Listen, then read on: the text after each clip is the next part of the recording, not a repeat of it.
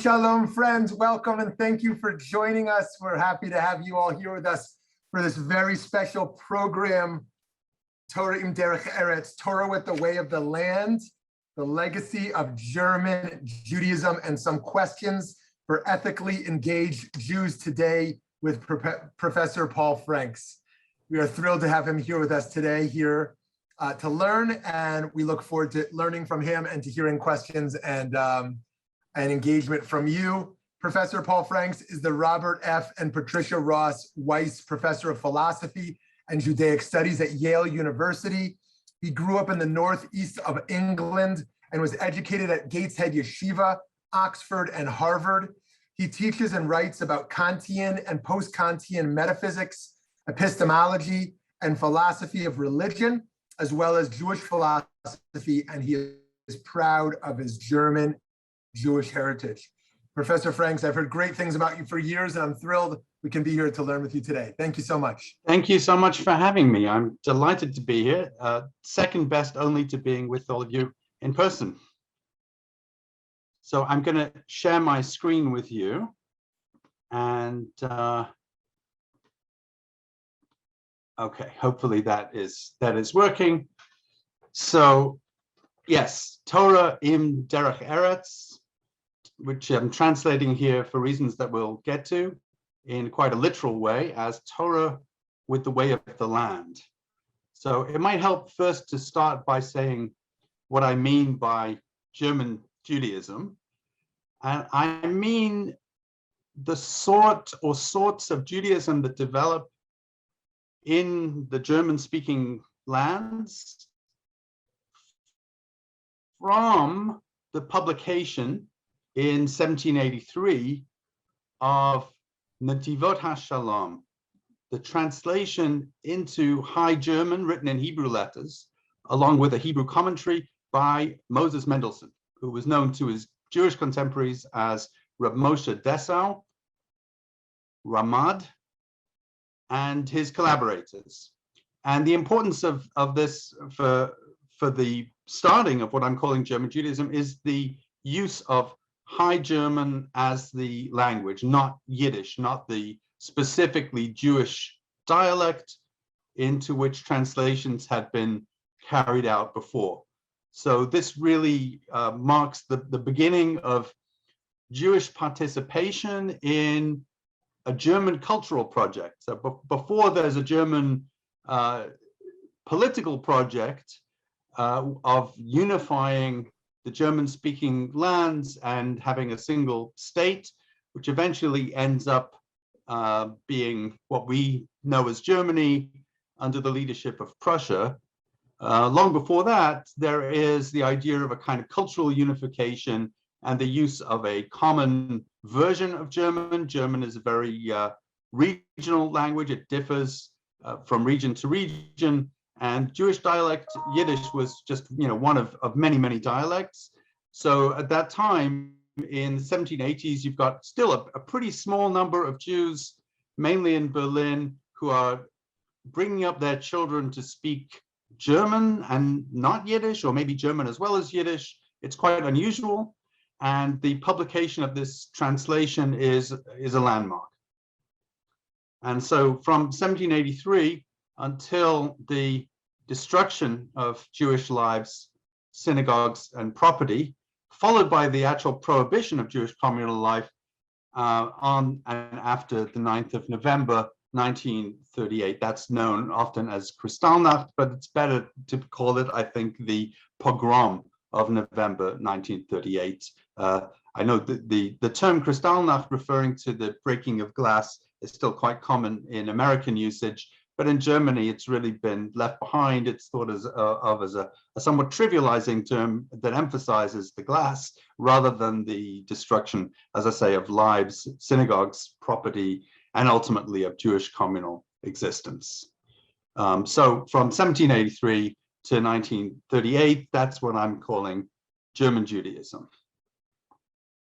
And I should say that I'm really focusing on one of the great ideas of German Judaism, namely Torah im derekh erets. But in the 19th century, there are really two, and this would have to be a different class.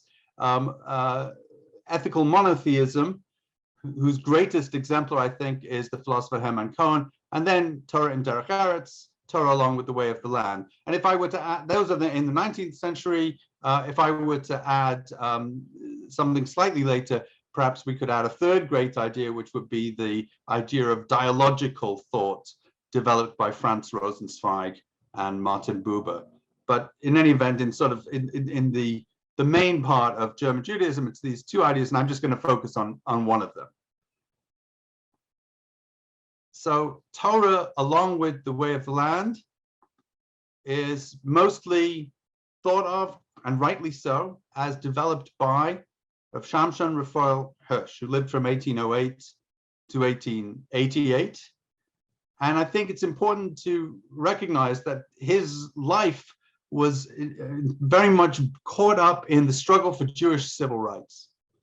And formally speaking, the culmination of that struggle was on April the 22nd, 1871. So now Germany has been unified. There is now a German Reich, an empire. And this is the day when the law was passed that recognized the rights of Jews in the last region of Germany where they were to be recognized, which was Bavaria. It happens to be where my family is from. So, there's a very gradual story across the course of the 19th century, starting with the Napoleonic invasion of Germany and the imposition by the various Napoleonic governments of civil rights for Jews. That had the unfortunate effect, I think, of making it look like a French imposition. But in any event, gradually, after some backlash in various places, rights were recognized and then retracted, and then they were recognized again in some places. But eventually, by 1871, you have Jews being recognized as full citizens throughout the new German Reich.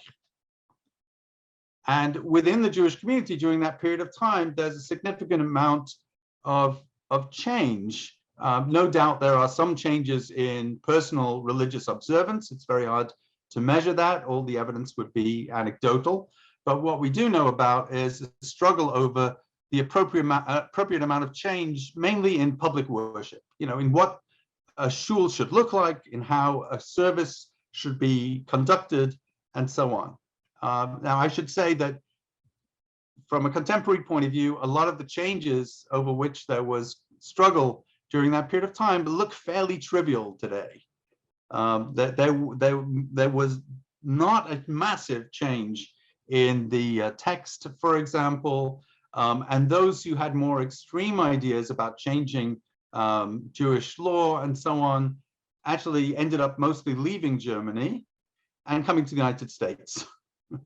In the United States, it was possible to implement a reform program because there was very little in the way of Jewish establishment, and also because you didn't have to involve the government in it. And one of the major features of German Jewish life is that the government was involved. In each locality in Germany, there was where there was a Jewish community, there was a single Jewish community that was recognized by the government. And it was funded by taxation that was part of the governmental system. And that's the way things had been for a very long time. That was the way established Jewish life worked. So if you wanted to make changes, you had to make the changes to the existing government recognized structure of the community and its practice within that region. You did not have the same kind of freedom to make changes or to set up your own shul that people had, say, in the United States at the same time. And this was of great importance, for example, to Rav Hirsch, because he felt that the completion of the recognition of Jewish civil rights did not come in 1871. It wasn't enough that each individual Jew was counted as a citizen.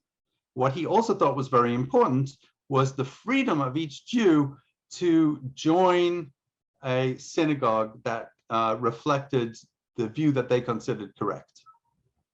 And he had a long political struggle for that, which culminated a little bit later in 1876, when a law was passed that allowed, at least within Prussia, allowed Jews to leave the Jewish community that was already established and without converting to Christianity. That's the only other way you could have left the Jewish community before, and then to join or to form a synagogue of their own, which would still be government recognized and so on, but they could form their own. So that's going to be a very important part of the story here. But I think that there are two major misconceptions about this idea of Torah im derech erets, which I would like to clear up. And I'm going to spend most of my time on the first one and a little bit of time on the second.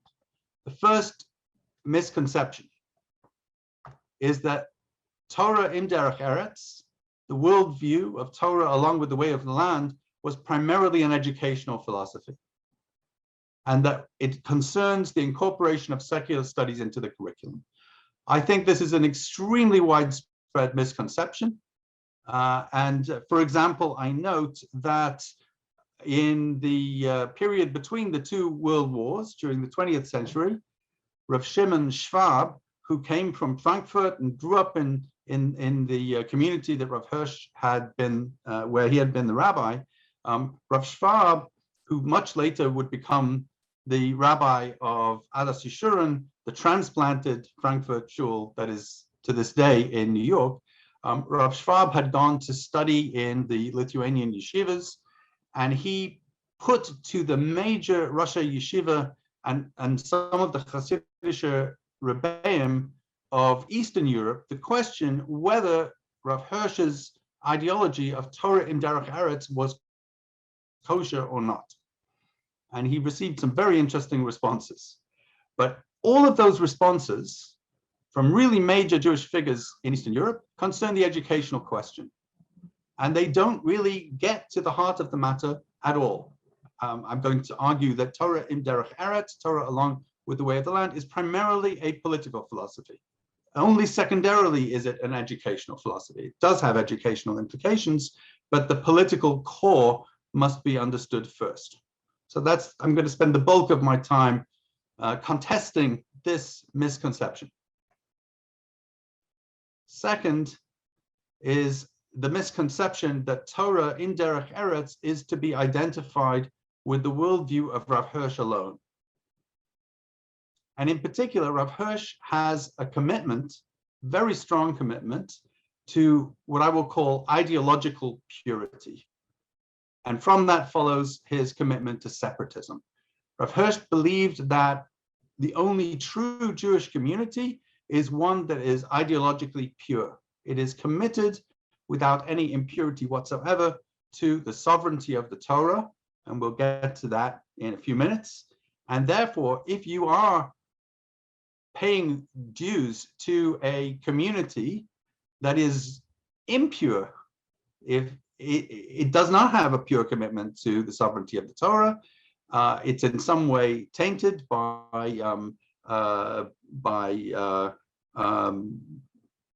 a lack of commitment, then you're obliged to separate from it. And it's in the service of that view that Rav Hirsch fought for decades for the law that was passed in 1876, the Austrittsgesetz, the separation law that allowed Jews to separate from one community and form their own Jewish community. So there are really two sides to his view. The way I presented it a few minutes ago was the way that Rav Hirsch argued for it politically in the German context. That is, it has to do with freedom of conscience. That, and that sounds pretty good. That a Jew should be free to choose the kind of synagogue that reflects their particular version of Judaism. But Rav Hirsch's actual view is not quite the same as that. His actual view is that there's a proper way of understanding Judaism, and there's a proper community that expresses it, and it's not that you should be free to join such a community, but rather that you are obliged to do so. And that is really the core of his view here, which I'm calling ideological purity. As we're going to see, Rav Hirsch's view was contested by other major rabbis of Germany who also endorsed Torah and derech erets, but they didn't agree with this view. Rav Hirsch thought that this followed from Torah and derech erets, and it's central to his interpretation of it. They thought it did not follow. And I'm sympathetic to that view, and I'm going to try to argue for it. But there's a reason why there's this misconception. It's because Rav Hirsch is the main writer and thinker who articulated the worldview of Torah and derech erets. So he articulated it according to his interpretation. And other figures like Rav Hildesheimer, Rav Bamberger, and others who I'll mention later, they did amazing things. They built institutions, they wrote books, they taught, and so on. They had students, but they did not articulate the hashkafa, the ideology of Torah and derech erets as they understood it. They didn't do it in the same way that Hirsch did, and therefore their view, although it was more important in terms of numbers than Rav Hirsch's, their view tends to be forgotten today. In terms of numbers, the majority of Orthodox Jews in Germany were not followers of Rav Hirsch. And even the members of his own shul, much to his extreme disappointment, did not agree with him about separatism. And he thought that this was central to Torah and derech erets, and I'm going to try to show why it isn't, or why it might not be. Okay, so now I'm going to talk about the first of these misconceptions. That is to say, I'm going to try to argue that Torah and derech erets is not primarily an educational view, it's primarily a political view, and from which educational consequences follow. So let's start by looking at the source here, which is the Mishnah in Pirkei Avos, chapter 2. This is where the phrase comes from. Rabban Gamliel, Benosha Rabbi Yehuda Anasi Omer, Gamliel, the son of Rabbi Yehuda Anasi, said, Yafeh Talmud Torah im derech erets. Excellent is the study of the Torah along with the way of the land. Shagia shneim mishkachas avon. Because the toil in them both keeps sin out of one's mind. B'chol Torah she'ein ima melacha, and any Torah that is not combined with work, sofa b'teila b'gereres avon. In the end, it comes to be neglected and becomes the cause of sin. So I'm not going to read out the rest of the Mishnah, but the question is, what does the term derech erets mean here? What does it mean, the way of the land? In order to understand what's novel in Rav Hirsch's view, we have to look also at what people before had said about this term. So what is the way of the land here? Well, probably the standard view, which makes a lot of sense if you look at the Mishnah, the way we just read it, is that the way of the land just means work. It means whatever you have to do to earn a livelihood. And there seems to be a parallelism, if you read it that way, between the term derech erets and the term malacha, right? So that which would mean work. And in that case, this Mishnah would be part of a debate that we find elsewhere in Chazal, elsewhere in rabbinic literature, about what sort of balance one should have between Torah study and earning a livelihood. So, for example, the Midrash Shmuel, which is one of the main commentaries on Pirkei Avos, identifies the two. Now, it's also true, however, that in some rabbinic texts, we know that the term derech erets means something slightly different. It means proper behavior. So here's an example from the Masechet Derech Eretz Rabbah. Le'olam ali kanes adam pitam leveis chaveiro. A person should never enter someone else's house suddenly. Yumdu kol adam derech eretz min hamakom she'amar al Pesach Hagan v'kara lo la'adam. And we should learn the way of the land from God, from the omnipresent, who stood at the entrance of the Garden of Eden and called out to Adam. So, it's as if God was knocking on the door, right? So there, derech eretz has nothing to do with making a living. It has nothing to do with malacha, nothing to do with work. It clearly means proper behavior. So is there some way to connect the notion of derekh erets in Pirkei Avos, chapter 2, Mishnah 2, with the notion of proper behavior? Well, we find that such connection is made, as far as I know, for the first time, by somebody whom we know was greatly admired in Rav Hirsch's family. And that is the person pictured in the top left-hand picture here, which is Rav Naftali Hertz Vesely. And he was one of Mendelssohn's closest collaborators. And he was greatly admired, for example, by Rav Hirsch's grandfather, who is the person pictured in the picture below. Rav Hirsch's grandfather was Rav Mendel Frankfurter. He was the Av Bezdin of Altona in the Hamburg area. And he also, by the way, founded a school, the slogan of which was Talmud Torah. It was Talmud Torah im derech erets. And in his ethical will, for example, Rav Mendel Frankfurter says that of all of the modern writers, only Rav Naftali Hertz Vesely was really worth reading.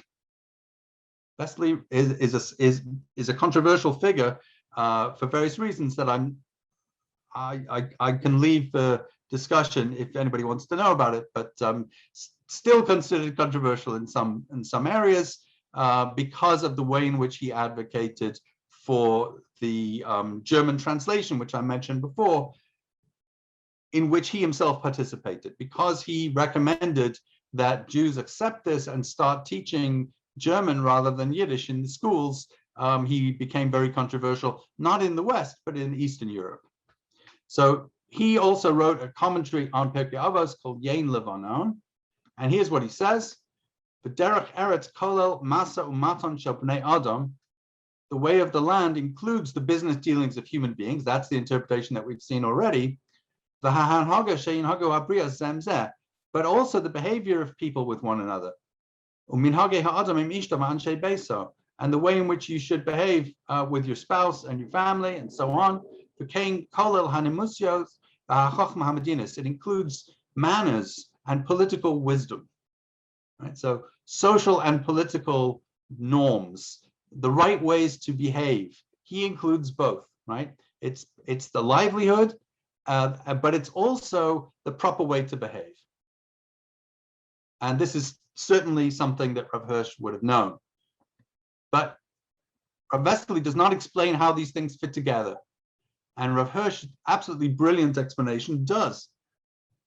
He doesn't publish this during his lifetime, but his edition of the Siddur came out after his death, 1895. And I think it's very interesting that he translates the term derech erets as, to use the German phrase, bürgerliche Geschäftstätigkeit, civil activity, right? The activity that pertains to a citizen.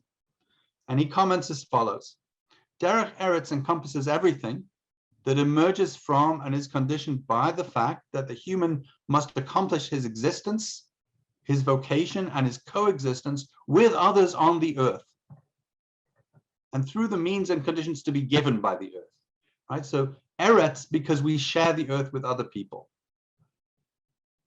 Accordingly, derech eretz primarily signifies, he says, ways of earning a living and of organizing civil life, and also the ethical norms and considerations of courtesy and propriety called forth by coexistence, as well as everything pertaining to universal human and civil formation.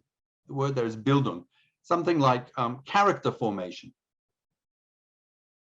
I think this is a brilliant explanation. It builds on what Rav Vesely had said, but it puts it all together, right? It's called derech eretz because we share the land with other people, Jews and non-Jews.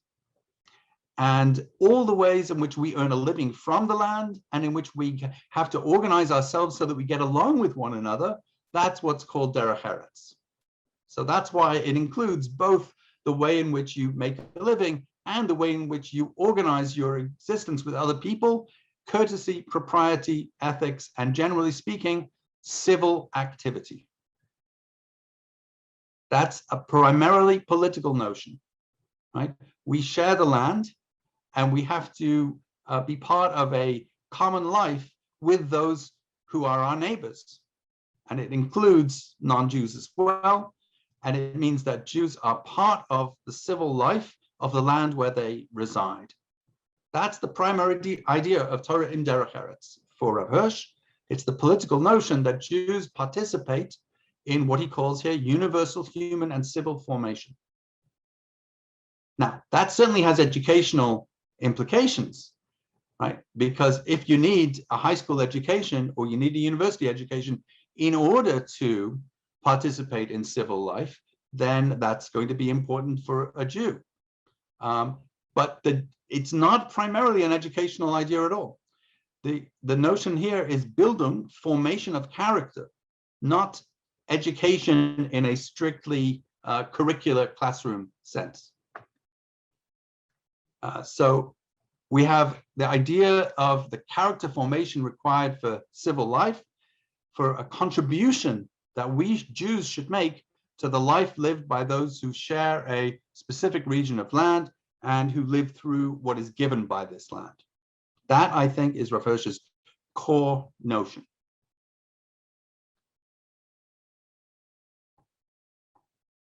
And I think that's why when he first used the slogan Torah im derech erets in 1844, Rav Hirsch did connect it to the need for schools and teacher training seminaries that combine Torah with the way of the land. His thought was not that it was a primarily educational slogan, but rather it's a primarily ethical and political program.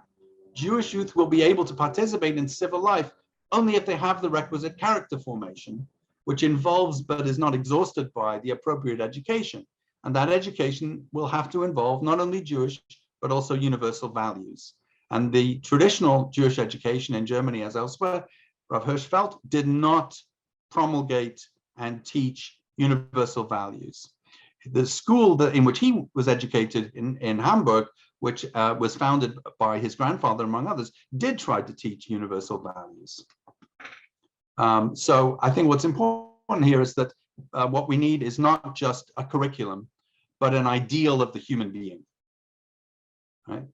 And in fact, that's what Rav Hirsch gives us. It's what he calls, using the German, der Mensch Israel. It's very difficult to translate that.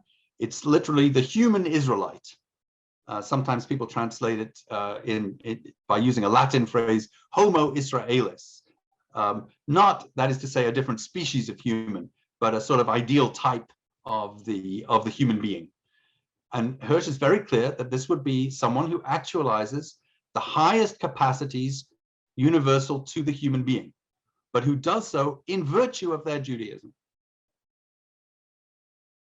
And here's a wonderful quotation from an essay of his called Religion Allied to Progress from 1854. The more Judaism comprises the whole of man and extends its declared mission to the salvation of the whole of mankind, the less it is possible to confine its outlook to the 4 cubits of a synagogue and the 4 walls of a study. The more the Jew is a Jew, the more universalist will his views and aspirations be. The less aloof will he be from anything that is noble and good, true and upright in art, science, in culture or education, and so on. I won't read the rest of it, but the picture is that Judaism is not some particular thing. Judaism is the way in which the universal human values can be realized. So you might think, well, what then is the importance of there being a particular Jewish people? In his absolutely brilliant commentary on the Humash, on the 5 books of Moses, the Pentateuch, Hirsch, I think, gives a wonderful account of this.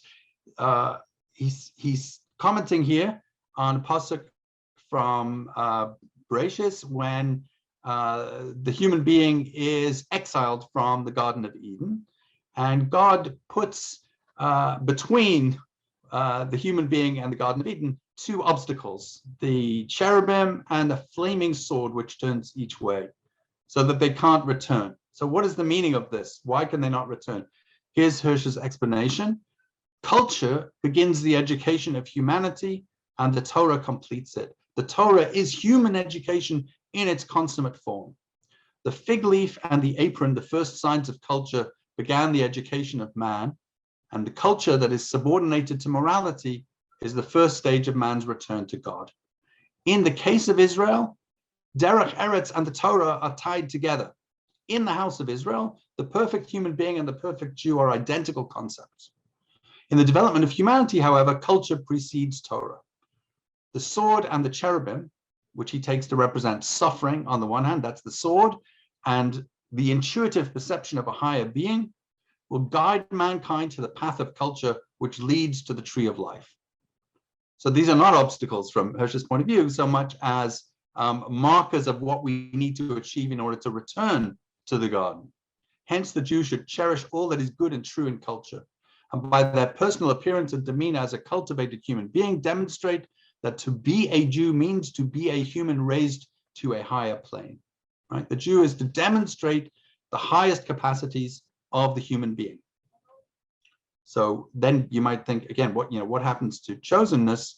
Well, an amazing passage here from later on in the book of Shemos, when Hashem says that Moshe should say to Paro, Ko Amar Hashem b'ni b'chori Yisrael. Israel is my son, my firstborn. What does it mean? Rav Hirsch writes as follows: the firstborn is not the one who is free and unfettered. That's not what it means. On the contrary, his duty is to be the first servant. Moreover, even among animals and plants, we find the bechor. The form of the word is active, not passive. The bechor is not the one who is set free, but the one who sets free. The forces of the womb, which heretofore have been restricted, are released and unfolded by him. He is Peter Rechem, the opener of the womb. He's a liberator. That's what bechor means. Hence, when God says, B'ni b'chori Yisrael, this means with Israel, the womb of humanity will be opened. And here's my favorite phrase here: with Israel, the dance will begin. All the peoples are obligated to join him as my sons. I come to you in your own name and in the name of all humanity. Israel is my first but not my only child. Israel is only the first people that I have won as mine. And that means that Israel's job, mission, is to be the liberator of humanity. So this is a very important expression, I think, of Rav Hirsch's view. Okay, so that lays out, I think, the core of Rav Hirsch's worldview. The Torah im derekh erets is a political view, and it's a view that's based on humanism. It's based on a religious humanism that sees the ideal Jew as the ideal human being. And the Jew has the mission of demonstrating the true capacities of the human being to the rest of humanity, so that humanity will eventually join. And everybody will worship the God of Israel.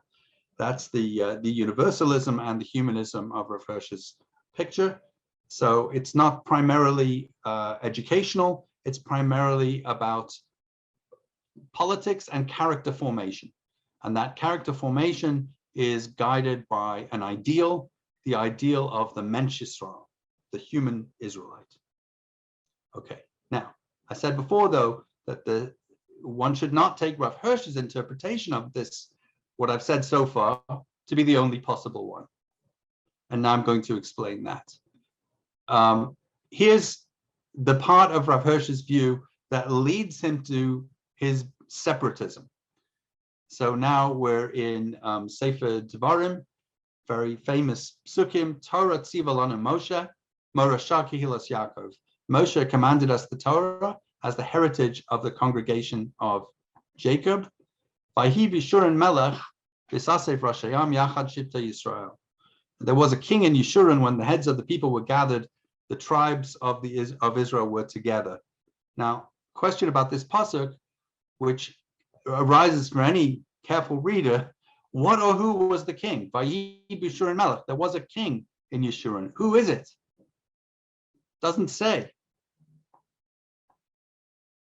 Now, one of the famous commentators, Ibn Ezra, says it's Moshe. And that makes some sense, because we do see Moshe being treated as a king in some literature, and he's mentioned in the preceding pasuk as well, right? Torah tziva lanu Moshe. So Moshe is the subject of the second pasuk, Vayhi b'Yeshurun melech. Moshe was the king in Yeshurun. Rashi disagrees with that, and maybe this is part of a larger rabbinic disagreement about who the real king is in general, whether it should be a human being or Hashem. Rashi says it's Hashem, even though Hashem is not mentioned here. The only real king is Hashem. So through Moshe, yes, but the king in Yeshurun is actually Hashem. Hirsch gives, so far as I can see, an entirely original interpretation. Torah tziva lanu Moshe, Rav Hirsch says, this is the national credo, which is to be the heritage of Israel from generation to generation. This Torah is the morashah, it's the real heritage, not the land and its bounty, but the Torah is the national heritage of Israel. The land and the power are only the conditional consequences of this heritage. Right? So what defines the Jewish people, as Sajagon already said, is the Torah. It's a nation in virtue of the Torah. And then he says this, by Yeshurun Melech, the Torah became king in Yeshurun. Not Moshe, not Hashem, it's the Torah. And that also makes some sense because Torah was in fact also a subject of the previous pasuk. It's certainly the word that came first, so it's a natural reading. The Torah became king in Yeshurun. It alone is the reigning, commanding, and governing power in Israel. Even the kings in Israel were under its dominion. The king was to be only its very first model subject. By virtue of the reign of the Torah, Israel will become Yeshurun, suitable for the ideal of its moral calling. And he's referring that to the fact that the word Yeshurun is related to the word Yashar, which means upright, which he understands to be to signify moral rectitude. So what makes the Jewish people is the Torah, and in particular, the sovereignty of the Torah. Torah is king. And from this, Rav Hirsch draws two consequences with which the other leaders of German Judaism disagree. The first is his extreme opposition to historical methods. As he understands it, the sovereignty of the Torah has an intellectual component. The Torah must be studied only with its own methods, not with the methods characteristic of the German universities of the time, where historical method had been developed. So the Torah must be the opposite of that. It must be completely timeless and eternal. No historical method must be used. And the other leaders of German Judaism, in particular, Rav Hildesheimer and his followers, did not agree with that. They were prepared to use some historical method, for example, to defend the Torah against certain kinds of biblical criticism. You had to use historical method, but they also present historical accounts of some aspects of rabbinic literature and so on. And they see no problem in also using historical methods. The second consequence, and this is the one about which there was the most controversy, was separatism. The only community that counts as Kehilas Yaakov, as a genuine Jewish community, according to Rav Hirsch, is a community that acknowledges the sovereignty of the Torah. If any community does not acknowledge the sovereignty of the Torah, it's not a real Jewish community. You have an obligation to separate from it and to establish a real Jewish community. That was the source of massive political arguments among the Rabbanim. So, and indeed, as I mentioned before, even in Rav Hirsch's own community, most of the members refused to leave the regular Frankfurt Jewish community. And that was absolutely astonishing to Rav Hirsch. He fought for several decades to get the law passed that allowed Jews to leave the official community and start their own. And then when he finally got that law passed, 2/3 of his congregants said, we're not going to do it. And he saw this as a real betrayal. Here are some of the people who disagree with him. If you look at the right-hand side, there's no picture that I'm aware of. If anybody has found one, that would be great, of Rav Bamberger. Rav Bamberger was the main posek, the chief halachic authority of Germany in this period. And he was the Rav of Würzburg. He was the Würzburger Rav. This is the area that my family is from as well, would be under his authority. And what happened was the law was passed in 1876, as I mentioned, the separatist law that allowed people to separate from the community, but people didn't want to take advantage of it. And one of the people who did not want to take advantage of it was Rav Moshe Mendelssohn, who was considered as perhaps the greatest Talmid Chacham of Frankfurt at the time. And he davened in Rav Hirsch's shul, and yet he did not want to do what Rav Hirsch said. He felt that it wasn't necessary. And therefore some people said, you know what, Rav Bamberger should talk to you about it. So Rav Bamberger visited Rav Moshe Mendelssohn, and the exact opposite happened of what Rav Hirsch and his allies had wanted. Instead of convincing Rav Moshe Mendelssohn that he should separate from the regular Frankfurt community, Rav Moshe Mendelssohn persuaded Rav Bamberger that there was no need for separation. And that's because the general Frankfurt community had said, you know what, if you're so determined to have your own shul, you can have it, and we will support you. We will provide the funds for your own shul. You can run it the way you want, do everything you want, but do it under the umbrella of the general Frankfurt community. And Rav Moshe Mendelssohn said to Rav Bamberger, that's all we ever wanted. And if that's what they're allowing, then there's no need to separate. Rav Bamberger, to Rav Hirsch's horror, agreed and wrote publicly that his view was that it was unnecessary to separate from the community. And Rav Hirsch then engaged in a very heated polemic about this question. Later on, Rabbi Marcus Horowitz, one of the closest students of Rav Hildesheimer, who I'll get to in a second, disagreed also about separatism, and he accepted the position as the rabbi of the Orthodox shul within the general Frankfurt community. And that, again, was a major blow to Rav Hirsch. He felt this was a great betrayal, and he disagreed strongly. On the left-hand side, I have Rav Israel Hildesheimer and Rav David Zvi Hoffman, and they disagreed with Rav Hirsch about the intellectual expression of the sovereignty of the Torah. As I mentioned, Rav Hirsch was opposed to the use of any historical method whatsoever, any academic version of Jewish studies.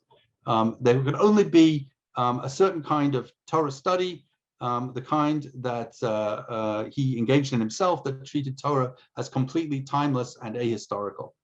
Rav Hildesheimer was a close ally of Rav Hirsch in many respects, but he founded the Rabbiner Seminar, the rabbinical seminary in Berlin, which did use some historical methods. And when Rav Hirsch challenged him, he defended the institution, but he never articulated any general philosophical approach that justified it. The same with Rav David Zvi Hoffman, who was a student of Rav Hildesheimer, who became later on his successor as the rector of the Rabbinical Seminary of Berlin. Rav David Zvi Hoffman had taught at Rav Hirsch's school in Frankfurt, and they knew each other very well. Rav Hirsch respected him. So when Rav David Zvi Hoffman started to write historical studies of rabbinic literature, and later on of the Humash itself, in defense against biblical criticism, Rav Hirsch was horrified, and he also polemicized against them. So they disagreed with him. So his is not the only version of Torah im Derech Eretz. I would distinguish between two different strands, you might say. You might call them right Hirschianism and left Hirschianism. So the one which is Rav Hirsch's own view is what I call right Hirschianism. It emphasizes the sovereignty of the Torah and interprets it so that separatism and ideological purity follow from it. And what that led to was the idea that Torah im Derech Eretz really only applied with an easily integratable high culture. And I think very often, because that's the view that Rav Hirsch and later his own family really emphasized, and because separatism became such a charged political issue for them, that came to define the worldview of Torah im Derech Eretz, especially for those outside Germany. But there's also what I would call left Hirschianism. This would still emphasize the ideal of the human Jew, of the Mensch Yisrael, and the realizability of this ideal, even in situations where there might be friction with the surrounding culture. And this would be an anti-separatist view, one that engages with the non-observant Jewish community and engages as fully as possible with the surrounding culture as well. And we don't really start to see an articulation of this until the 1920s. Rav Yitzchak Unna, who was in fact the grandson of Rav Bamberger, did start to give an account of the view that underlay the community orthodoxy, Gemeinde orthodoxy, the unity, non-separatist view. And he published a few things about it. He argued that if separation had ever been necessary, that was in the past, when there was a rebellion against the Jewish tradition, a rebellion against halacha, and this was no longer the case. Even if it was ever the case, it definitely was not the case by the 20th century. And instead of a separation principle of ideological purity, he proposed what he called a unity principle, based on the Gemara in Sanhedrin,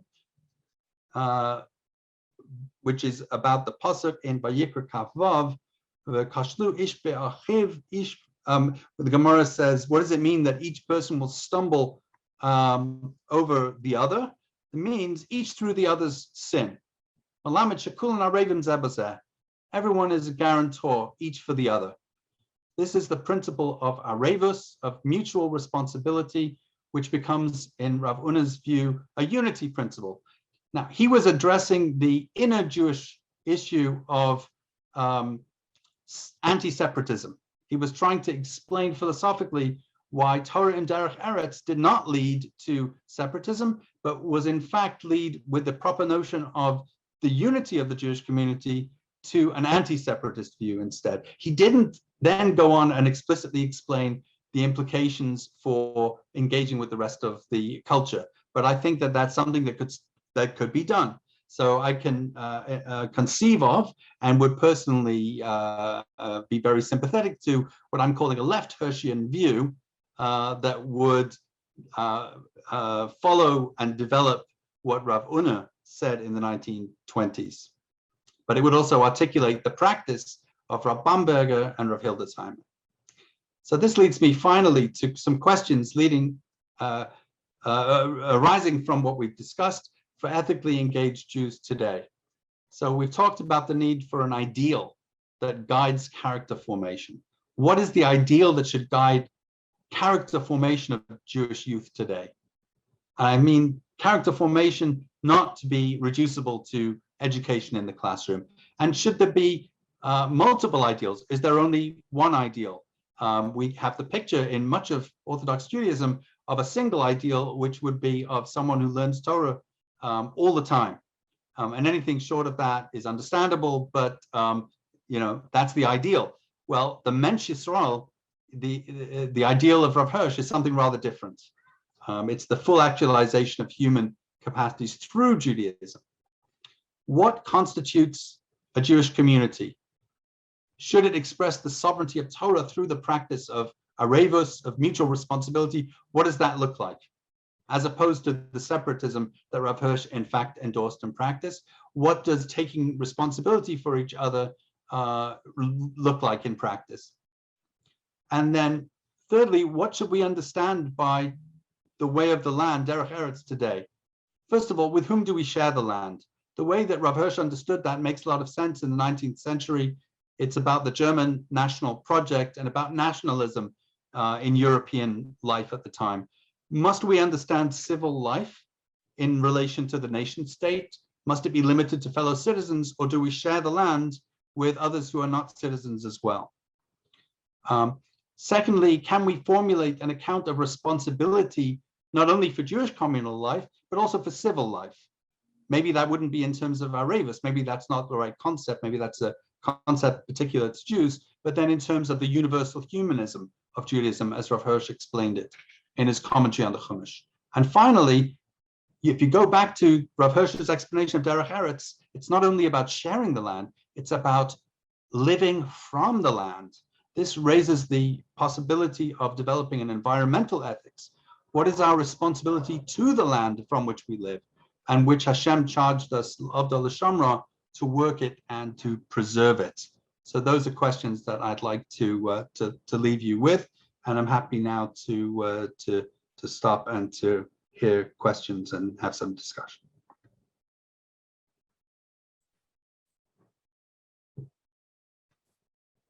Wonderful. Thank you so much for this very rich presentation here. We would love to hear from others. If you'd like to unmute yourself, we would love to hear questions you might want to ask Professor Franks today.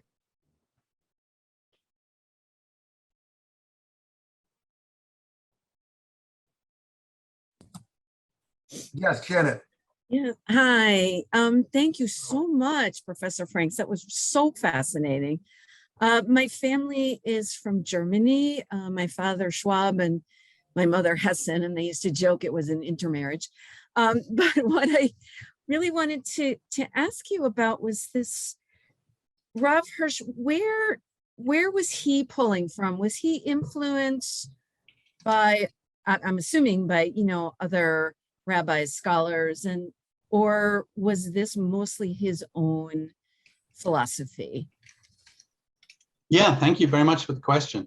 Well, he grew up in Hamburg, and that's actually quite important because the first major fight over the reform of the synagogue service was in Hamburg, already in the 1810s.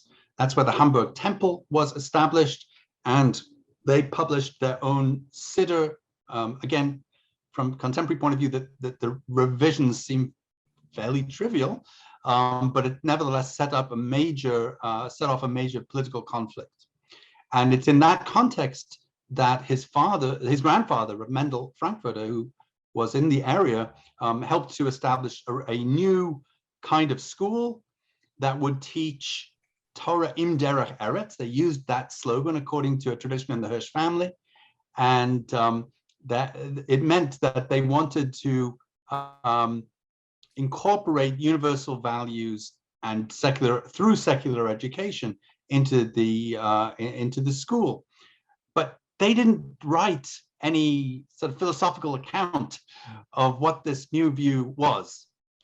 They also hired in Hamburg, in the Ashkenazi shul, there's also a Sephardi shul there as well, a Western Sephardi tradition, but in the Ashkenazi shul, they hired a young and dynamic rabbi called Yitzhak Bernays, who used the title Chacham, the title used by the Sephardim.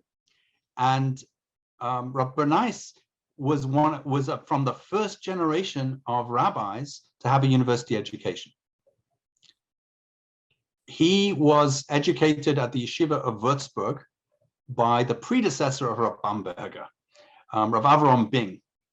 Rav Avram Bing set up a new program where people would study in the yeshiva, and they would also go to classes at the university. They could not matriculate at the university. They weren't allowed to be students who could take degrees, but they were allowed to sit in on the classes, to audit the classes. And the two of those earliest rabbis with university educations were Rav Bernays, who was a teacher of Rav Hirsch, and Rav Yaakov Ettlinger, who also was a teacher of Rav Hirsch. After his high school education, he went to study with him as well. So he was clearly influenced by those earlier figures, but they had not spelled out this worldview. They may have practiced it, but they didn't spell it out. And I also, as I said, I believe that he is very closely responsive to the works of Rav Naftali Hertz Vesely, who was a close associate of Rav Moshe Dessau, Moses Mendelssohn. And as I said, there's a family tradition in the Hirsch family that he was held in high regard. And Rav Hirsch quotes him a number of times in his commentary on the Humash as well. So I think those were the major influences on him. But it was also a very politically charged situation in Hamburg, and I think that affected him, right? So he was a polemicist as well as a philosophical thinker. He was always a polemicist and a political activist as well. Oh, thank you. I'm just thinking kind of out loud, and it's not really foreign, but I'm wondering, since Hamburg was a Western Sephardic, synagogues and traditions as well, do you think there's some overlap? It's seeming, that Rav Hirsch's worldview is very compatible with, Western Sephardic views. And I'm just wondering if there's any, writings or anything that you may have seen along the way. Oh, that's a really interesting question. I'm not aware of anything quite like that. As I say, you can see with Rav Bernays, just the use of the title, that they thought that there was something somehow more westernized about the Sephardi tradition, and they felt that that version of traditional observance would be more attractive to the youth. And it's also true that Rav Hirsch participated in sort of aesthetic improvement, shall we say, of the synagogue service. But otherwise, I'm not aware of any other Western Sephardi influence. But thank you for the question. Thank you. Who else has a question here? Please don't be shy. Yes, Michael. Doing the, the question of sectarism and involvement with the larger community, and how is this impacted by the growth of the extreme anti-Semitism? You said through 38, it really started emerging, well, it was earlier, but in the 20s and so dramatically developed in the 30s. Did that challenge, I mean, everyone was overwhelmed with survival, but did it challenge or change the discussion? Absolutely, it did. And thank you very much for asking that question. I would go back a bit further, right? Immediately after the unification of Germany and the extension of the recognition of civil rights to all German Jews, that's when the term anti-Semitism is first coined, because there's a backlash. And I guess, we shouldn't be too surprised by that. That's the way things seem to go politically. So already when Jews believe in great optimism that they are entering civil society on an equal footing and that they have all this opportunity, and to some extent they do, there's also a glass ceiling and there's also hatred. And what you see coming from that already by the pre-First World War period, but certainly between the wars, because of course the anti-Semitic backlash became much stronger with the terrible libel that the defeat of Germany in the First World War was somehow the fault of the Jews. Terrible, ridiculous libel, but served its purpose. You start to see Jews being disillusioned with the promise of citizenship. And that very much affected the Torah in derekh erets community as well. Right? And then you start to see the argument, well, Torah in derekh erets as a kind of full engagement with German culture, that made a lot of sense when Rav Hirsch said it, because then it was engagement with this wonderful high culture of Goethe and Schiller and so on. But now the culture has become debased and we don't want any part of it.